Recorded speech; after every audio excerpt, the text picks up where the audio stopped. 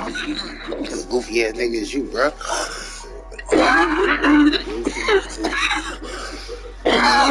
Probably do a little bit more.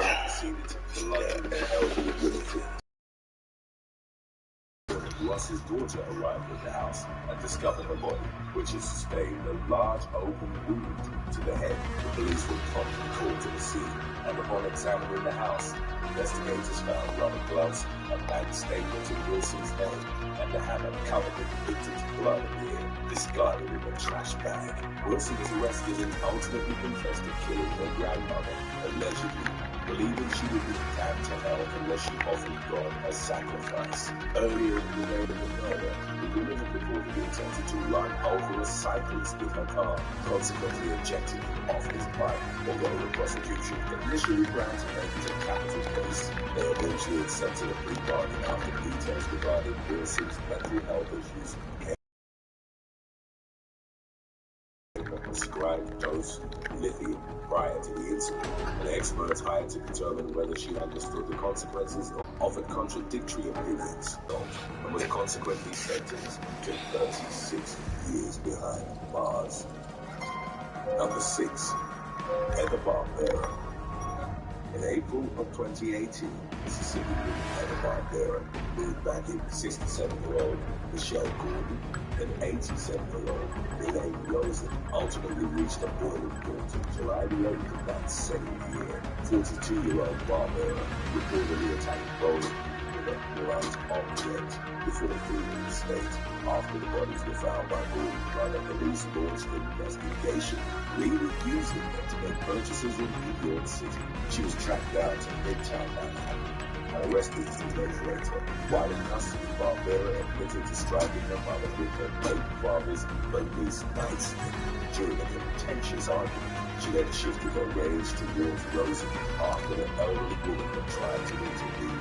Barbera pleaded guilty to first-degree murder and aggravated manslaughter in October of 2019, but her lawyer requested that she be given a lenient sentence due to her history of substance abuse and the toxic and very unhealthy family dynamic that had existed in the household. The defendant was ultimately sentenced to 30 years in prison for Gordon's murder and 12 years for Rosen's, to be served consecutively. Mint Mobile Unlimited. Ready to get 30, 30, ready to get 20, 20, 15, 15, just $15 a month. Sold! Number 5. Boom, bitch.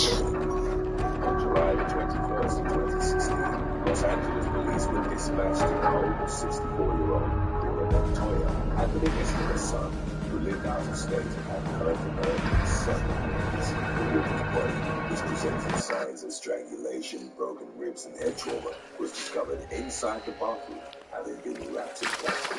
Montoya's 24-year-old granddaughter, Sarah, had reportedly been the last person to see her alive.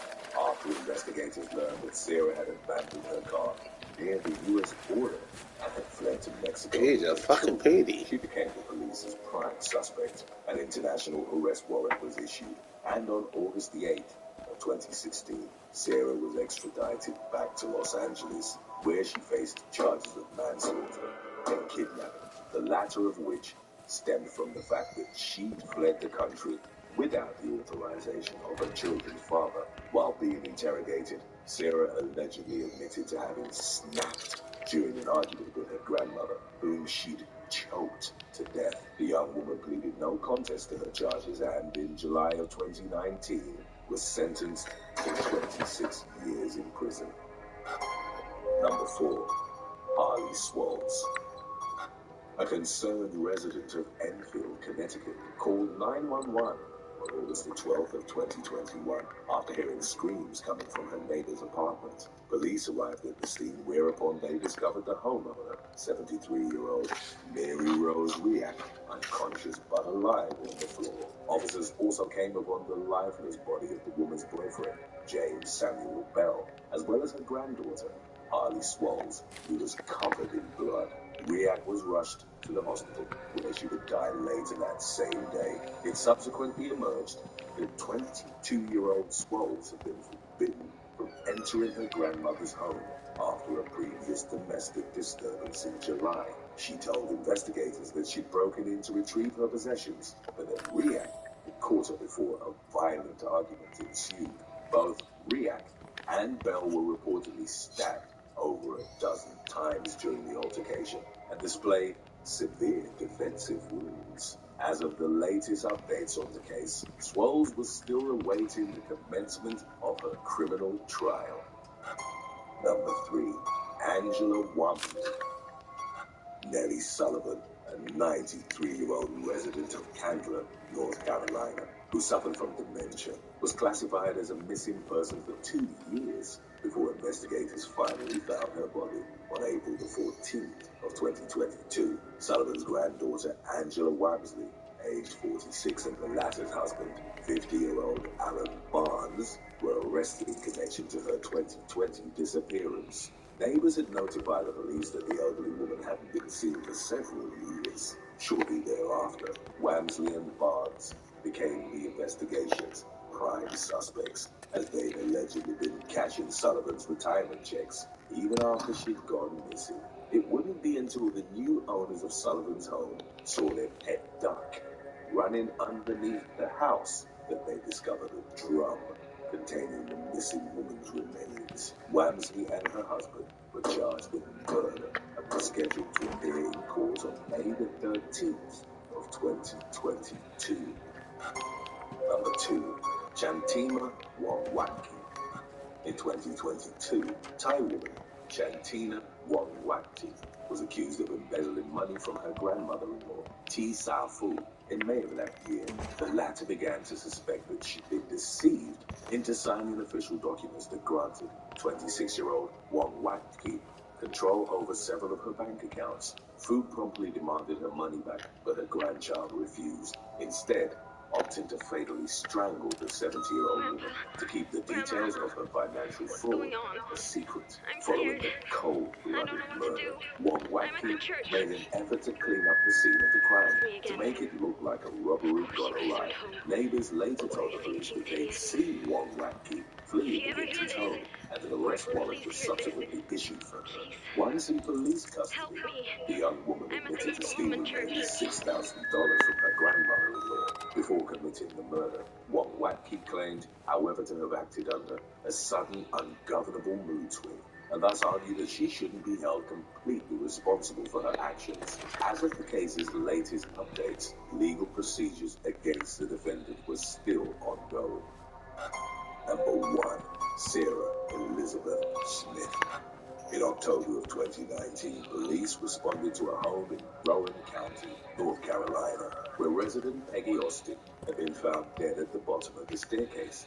Investigators postulated that the 87-year-old woman's death had been the result of an unfortunate accident. However, after medical examiners conducted an autopsy, it was concluded that Austin's injuries were too severe to support their initial theory. Detectives questioned Austin's living granddaughter, 28-year-old Sarah Elizabeth Smith, and her boyfriend, 43-year-old Brandon Scott Jones. On December the 23rd of 2019, Smith was arrested and charged with embezzlement after it emerged that she'd been fraudulently using her grandmother's money while she was already under police investigation. During her subsequent interrogation, the suspect ultimately confessed to pushing her grandmother down the flight of stairs on the night of the deadly incident, and she was consequently charged with second-degree murder. Her boyfriend was also criminally charged for allegedly aiding and abetting both the embezzlement and murder.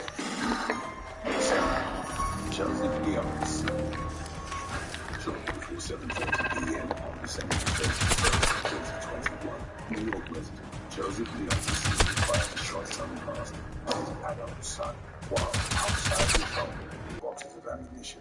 The man was taken into police custody and charged with murder, assault, and criminal possession of a weapon. The incident was believed to have been the last murder recorded in New York City in 2021, while appearing before a grand jury the following year. Leon is seen in contender planting himself to face during a fatal altercation.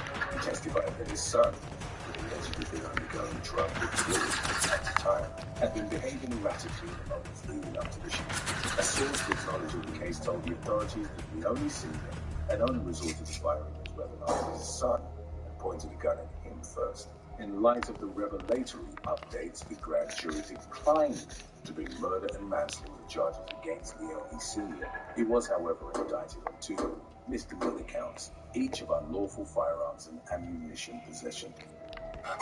Number 6. Michael Shoemaker. Maryland state troopers were dispatched to a home in Glade Valley on the morning of October the 23rd of 2015 after receiving reports of shots fired on the premises.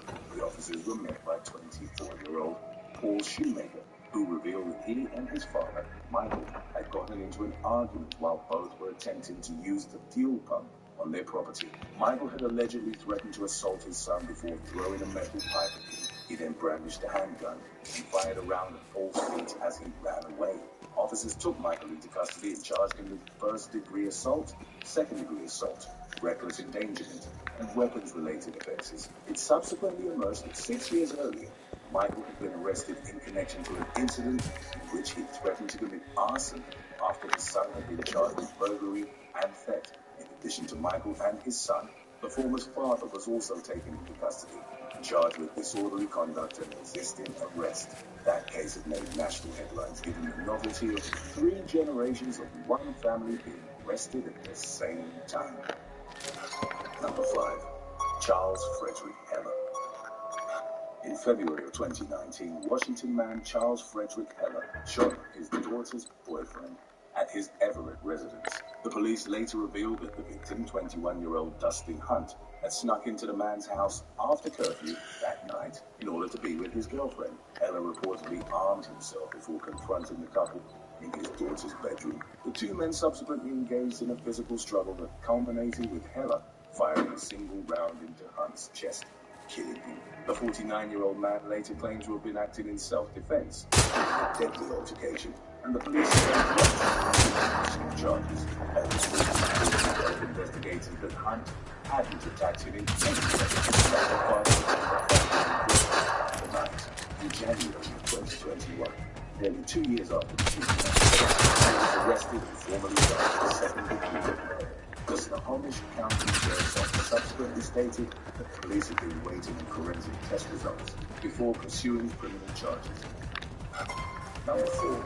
Erica Hall. In the late evening hours of January 4th of 2019, Mississippi woman Erica Hall was found in critical condition and drowned outside. The 32-year-old had been stabbed in the back multiple times, shot once in the chest. She was rushed to a nearby hospital where she was pronounced dead. In the days leading up to the incident, Hall had been attacked by her 2 teenage daughters, who allegedly tried to run her over with the family's car. The woman had declined to pursue criminal charges against them, however, and had instead opted to punish the teens in her capacity as their parent. According to the investigators' findings, Hall's daughters had subsequently carried out her murder as a form of retaliation. The firearm used in the killing had reportedly belonged to Hall herself, and relatives reported that she always kept it stored in her car. The older daughter was named as Amariona, while her sister was left unidentified in reports on the matter. They were both held at Adams County Juvenile as an adult. Both sisters underwent mental evaluations, which ultimately concluded that they were fit to stand trial on murder charges. As of the latest updates on the case, the legal defense team had filed a motion to move the location of the trial out of Pike County, so as to preempt the possibility of a biased jury. Number 3. Anna Leibovich. In December 2020, a medical student from Conrad, Ohio, got into an argument with her mother, and arranged for her to be admitted to a drug against their wishes. As was detailed in the resulting police report, the student, named as Anna Leibovich, proceeded to brutally attack her mother with a kitchen knife. After stabbing her multiple times, the 21-year-old reportedly cut open the woman's chest and removed several of her internal organs, including her heart, lungs, and intestines. Leibovich then took a shower, left her mother's mutilated remains in the house, and went to meet her boyfriend. She reportedly suggested that they share a bottle of champagne and then, very calmly, told him about the horrific murder she committed earlier in the day. The man waited until Leibovich fell asleep later that night before going to her house to see if what she told him was true. Upon discovering the gruesome crime scene, He reported her to local police and she was consequently arrested. Lajkovic was subsequently given a forensic psychiatric examination, which reportedly concluded that she was not able to correctly perceive the consequences of her actions. It was therefore determined that she was unable to testify in the case and couldn't be held criminally responsible for her mother's murder. In the wake of the revelations about Lajkovic's mental state, she was committed to a psychiatric institution indefinitely. Number 2. Odessa Carey. In April of 2019, the headless body of 73-year-old Odessa Carey was discovered at her home in Ashington, Northumberland, England. Investigators determined that the woman had been murdered by her daughter, also named Odessa Carey. The latter had allegedly bashed her mother's head in with a mallet before decapitating her with knives and scissors. She then removed the brain from the severed head, which she then carried around in a plastic bag for a couple of days. 36-year-old Carey was initially arrested and charged with murder, but a mental evaluation subsequently determined that she was completely unwell. Accountable for her actions. In the wake of the incident, Carey's family revealed that she was suffering from severe mental illness and that her problems were often exacerbated by her unwillingness to regularly take her prescribed medication. By the spring of 2019, Carey's Why the nigga couldn't pop back to the in? extent that relatives prescribed her as psychotic. While he had trial by facts at Newcastle Crown Court, Carey was detained at a secure psychiatric hospital in lieu of a What happens if he does? He's just gonna die. He ain't gonna come over and finish you. The national review into the case, Just and nothing. publishing its findings at some point during the following year. Number 1. Noel Dawson Jr. Ohio man Noel Dawson Jr. was arrested in April of 2017 for what was reported as a domestic dispute with a male relative. Further information released to the media detailed how the 63-year-old Toledo resident had allegedly chased the unidentified family member with a hatchet. According to court records, Dawson Jr. had swung the weapon at the victim but missed and hit his truck instead, leaving a large dent in the hood. Upon the arrival of law enforcement, Dawson Jr. reportedly exhibited extremely uncooperative behavior. As officers were taking him into custody, the man refused to provide them with any personal information and instead just shouted profanities at them. Dawson Jr.'s story went viral in the wake of his arrest, not because of the details of the incident itself, but rather due to his attention-grabbing mugshot. Some commented that the suspect's intentionally subversive expression made his appearance like his skin was made of rubber. Dawson Jr. pleaded not guilty to several charges, including first-degree misdemeanors for domestic violence and assault. Number 9. Joanna and Quetzali Barra. Texas sisters Joanna and Quetzali Barra, who were both in their late teens or early 20s, went to get their nails done together at a Harris County salon called Katie Nails on May the 29th of 2021. As was later detailed by the county sheriff's office, the sisters received both manicures and pedicures, after which they became upset with the salon's owner over the cost of the services, which they deemed to be inordinately expensive. While Joanna initially paid the fee and left the store, her sister lingered behind and began shouting at the owner about the supposedly high prices. Joanna then came back inside and joined in the argument. As tensions continued to escalate, the salon owner, a 42-year-old male, attempted to push the unruly sisters out of his establishment. At that point, Joanna allegedly brandished a firearm and shot them before fleeing in an orange Ford Fusion with Quetzali. The victim was airlifted to the hospital where he was said to have been kept in critical but stable condition. Local authorities enlisted the public's help in identifying and locating the women, who were eventually taken into custody in early June of 2021. Joanna reportedly faced a charge of aggravated assault, while Quetzali was charged with evading arrest. Number 8. Joanne Wells. The In fuck? June of 2014, Joanne Wells was arrested and charged with a felony in connection to a $15,000 scam. She devised with a pair of Target cashiers. Prior to making headlines for her criminal exploits, the 29-year-old woman had risen to prominence as one of the cast members of the reality TV series Gypsy Sisters, which centered on a Romanical family from West Virginia.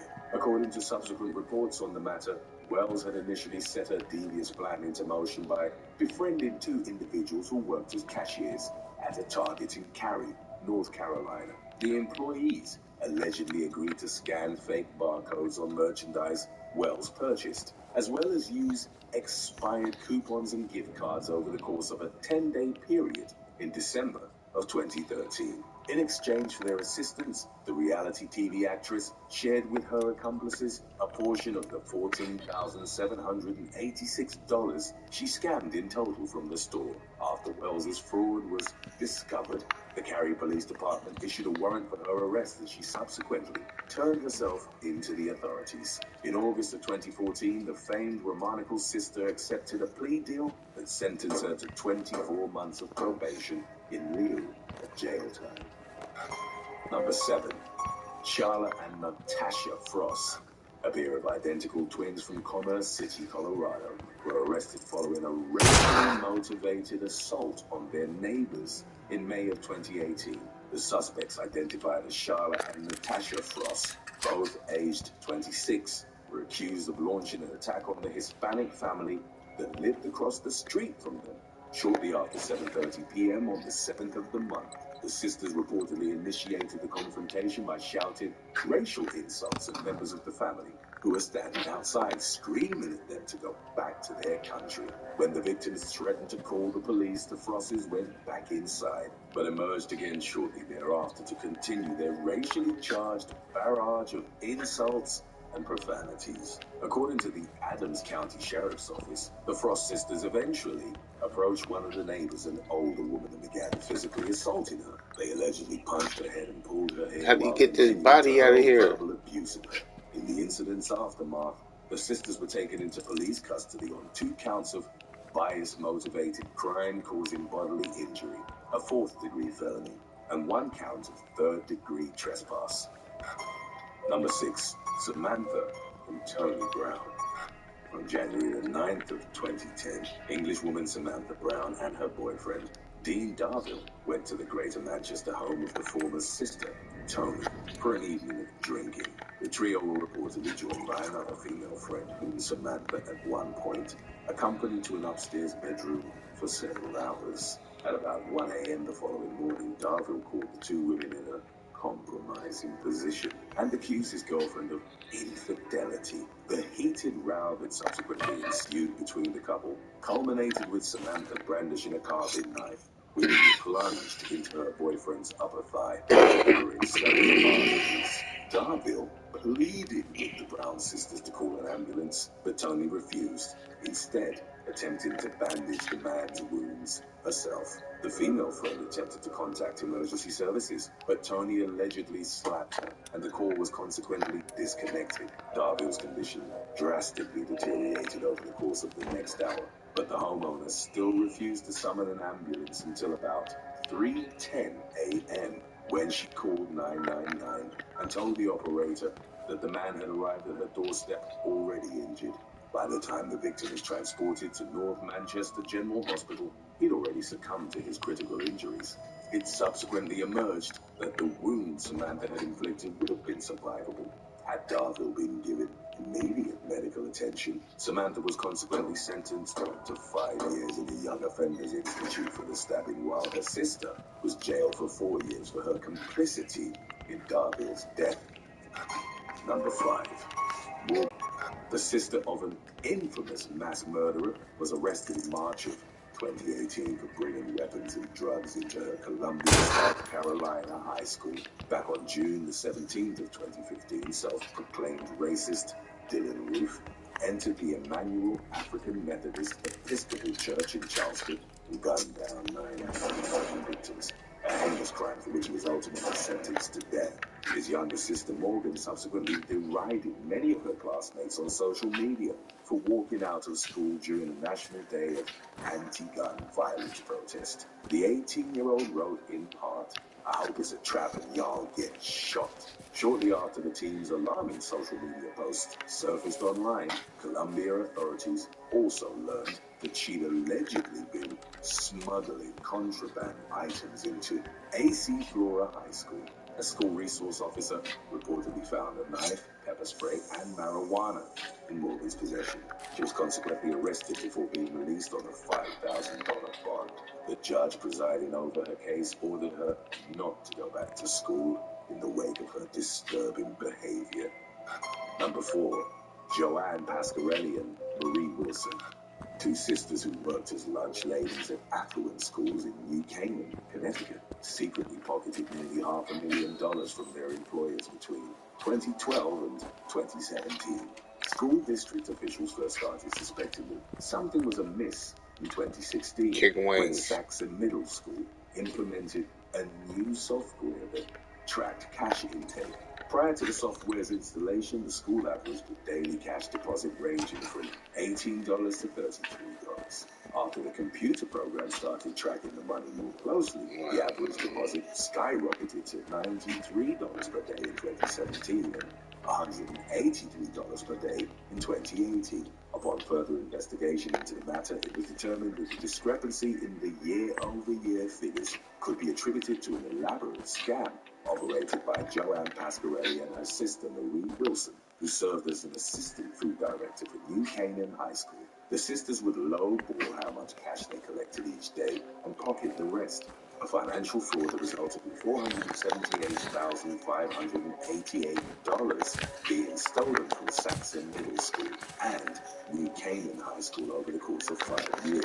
Although investigators claimed that the sisters' scheme may have been active for a total of 15 years, they were only criminally charged for the money stolen between 2012 and 2017. They were both arrested on charges of larceny and defrauding a public community in the summer of 2018. It was reported that the Board of Education received a $500,000 reimbursement from its insurance company as restitution for the conniving sisters' crime. Immediately opened up a homicide investigation into the matter. However, with a dearth of actionable evidence for investigators to go on, the case went cold for nearly a decade. Then, while Why the fuck would you want to be able to do that? 2018, detectives got the breakthrough they'd long hoped for. A woman named Victoria Big Crow Clown allegedly confessed to strangling Janice, along with her sister, Jera Jean Santos Ramirez, following a contentious argument. Clown was taken into custody in Georgia while Santos Ramirez was arrested in Nevada. They were both extradited back to Salt Lake County, where they initially faced murder charges. The sisters ultimately pleaded guilty to lesser charges of manslaughter and robbery, and they were consequently sentenced to anywhere from 1 to 15 years behind bars. Number 2. Sarah and Caitlin Lockwood, 19-year-old twin sisters from Raleigh, North Carolina. Subsequent reports detailed how Sarah and Caitlin Lothrop had been accused of at the time operation had been uncovered by local police. The sisters were arrested on Summit Park Drive, a hotel area behind the Crabtree Valley Mall. Both women were charged with aiding and abetting prostitution, while Sarah also faced a charge of simple assault. Their bond was reportedly set at $4,000. Number 1. Ariel Smith and Ebony Parks. In the early morning hours of February 25th of 2022, police in Indianapolis, Indiana, were dispatched to a club in the 4700 block of Century Plaza Road. Upon their arrival, officers found a gunshot victim in critical condition. 25-year-old Sequoia Williams was rushed to the hospital, where she was ultimately pronounced dead. As their prime suspect, she was brought into custody on criminal charges of murder, pointing a firearm, and carrying a handgun without a license. According to the resulting probable cause affidavit, Smith and Williams had gotten into a contentious argument inside the club that eventually morphed into a physical altercation. The situation then escalated when Smith allegedly threw a drink at the other woman, prompting a security guard to bring the former outside to quell the tension. Shortly thereafter, Smith got into the passenger seat of a black SUV, being driven by her sister, 27-year-old Ebony Parks. Williams approached the vehicle and began pounding on the front passenger window, at which point Smith opened fire on her. The victim's boyfriend, who reported had been performing at the club that night, then came onto the scene. He was held at some point by Smith before Parks finally drove off.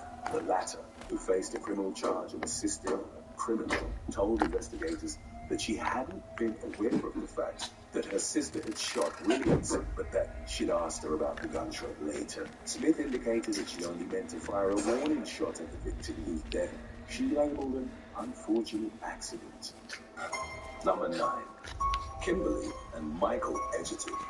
In 2012, New Jersey woman Kimberly Edgerton, aged 29, started messaging a longtime friend, Nicole Minio, on Facebook after some small talk. Everything steered the conversation into a line of questions about the whereabouts of her friend's family. Within hours, 25-year-old Minio's mother called her to say someone had broken into their Park Ridge house and made off with various items, including jewelry and laptops.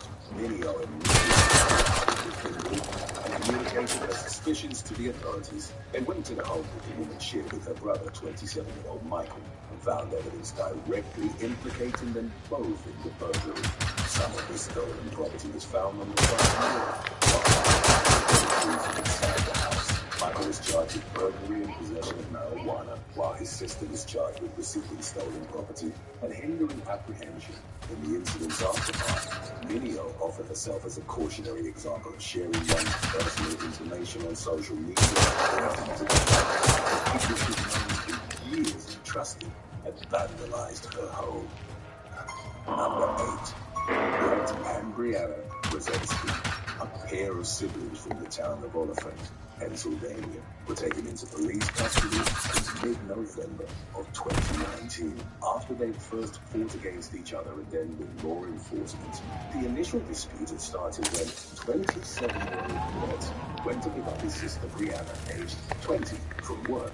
The woman became angry that her brother's girlfriend was in the front seat instead of her, and a loud argument erupted. Brett's unnamed girlfriend was visibly distraught during the row. Witnesses setting up the town's Christmas tree nearby called 911, believing that the woman was being taken hostage.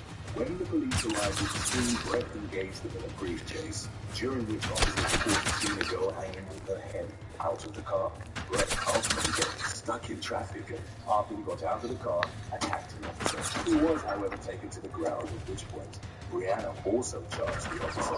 The Brzezinski siblings were eventually arrested on charges of assault and resisting arrest, while Brett's girlfriend, identified as a victim in the situation, filed for a protection from abuse order against both. Number 7.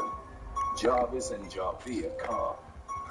Within 5 minutes of a botched home invasion, a brother and sister were arrested by law enforcement in Orange City, Florida, in March of 2022. Jarvis Carr and an accomplice were invited inside a home on Hamilton Avenue under the guise of discussing a scooter purchase. 19-year-old Jarvis proceeded to hold the homeowner at gunpoint, while the other suspect went and grabbed the safe. The duo then tried to flee by stealing a truck, but were unsuccessful when the owner set off a panic alarm, prompting them to run away.